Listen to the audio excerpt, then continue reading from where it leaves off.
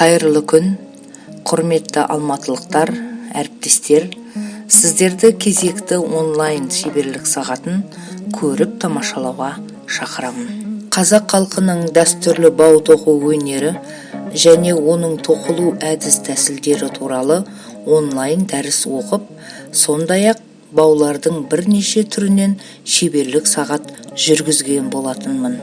Аталмыш шеберлік сағатында қазақ халқының 4 таспадан тоқылатын бауларының бірнеше түрін тоқып көрсетемін. Бұл бауды тоқу үшін қызыл мен ақ түсті жіпті алып отырмын. Негізінде әртүрлі түсті жіптермен тоқуға да болады. Таспа деп бір тал жіпті айтамыз. Көріп тұрғандарыңыздай 3 қызыл, 1 ақ түсті жіптерді бөліп алдым. Енді осыдан 4 жіптен тоқылатын баудың бір түрін тоқып бастаймын. Бір қолыма 2 қызыл жіп, ал екінші қолыма ақ пен қызыл жіпті бөліп алдым. Бөліп алған таспалар бас бармақ және сұқ саусақтың көмегімен ұстап тұрып тоқимыз. Тоқу барысында сұқ саусақтағы жіпті әрдайым 2 жіптің ортасынан өткізіп, ортадағы жіптің үстінен түсіріп, орнына алып келеміз.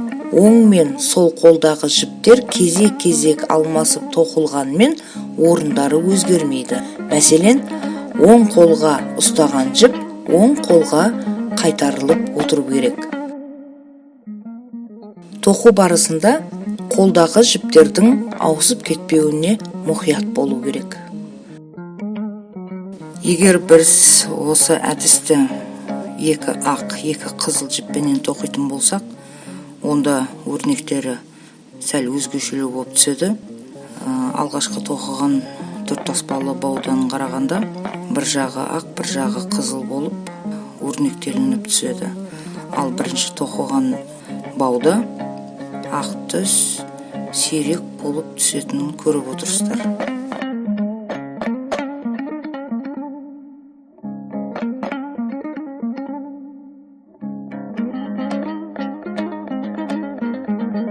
Тағы бір 4 таспадан тоқылатын баулардың бірі.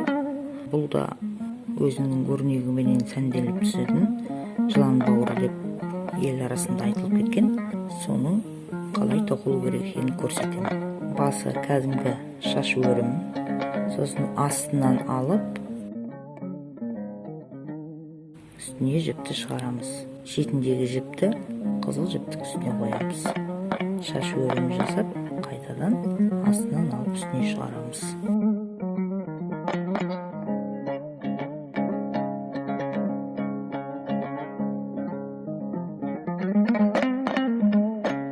Мұқият қараймыз. Оң жақ жіпті шаш өрім қып тоқып отырып, сол жақтағы жіпті астынан алып, үстіңгі жіпке шалып отырамыз. Бастысы жіптерді шатастырып алмауымыз керек.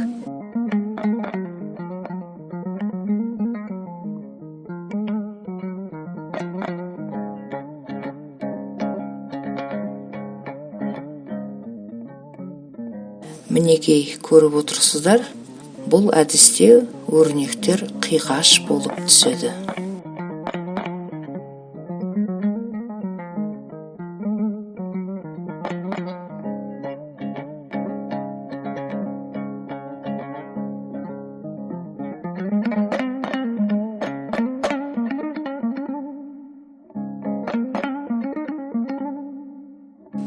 Келесі 4 таспалы әдіспенен тоқылатын бау түрі шынжыра деп аталынады. Бұл жерде 3 ақ жіп, 1 қызыл жіп аламыз. Тағы да сол сұқ саусақпенен бас бармақтың көмегіменен айқастырып отырып тоқимыз. Егер мұқият қарайтын болсақ, 2 жақтағы жіпті біреуін астынан, біреуін үсті жағынан айқастырып отырамыз.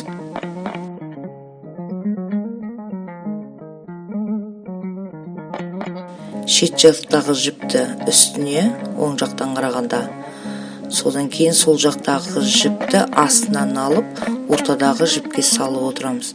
Сонда қызыл жіп ортаға түседі, Ал 3 ақ жіп қайма ретінде шетінде, содан кейін ортасында өрнектеліп тоқылады.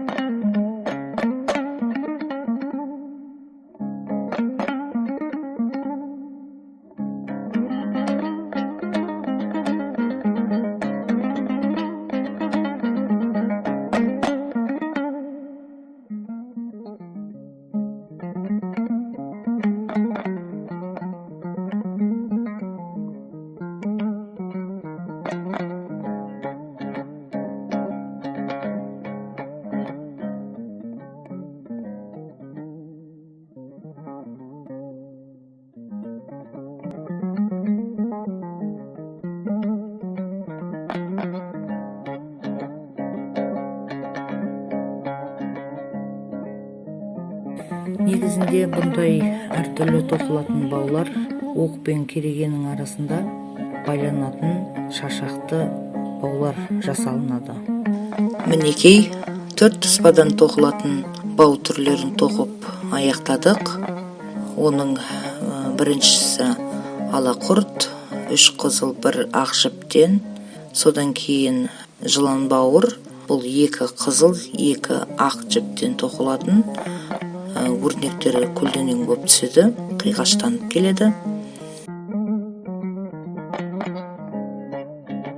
Содан кейін алақұрттың екінші түрі, бұл 2 ақ жіптен 2 қызыл жіптен тоқылатын өрнекті бауларда 4 қырланып түсетіндігін көрсетіп тұрады. Ол жіптің санына байланысты өрнектеліп әртүрлі болып түсуі. Баулардың әртүрлі өрнектеліп түсуі ол алынып отырған жіпке байланысты. Келесі 3-ші түрі, бұл шынжыр тәріздес келген бау түрі. Бұл 3 ақ 1 қызыл менен тоқып көрсетілді.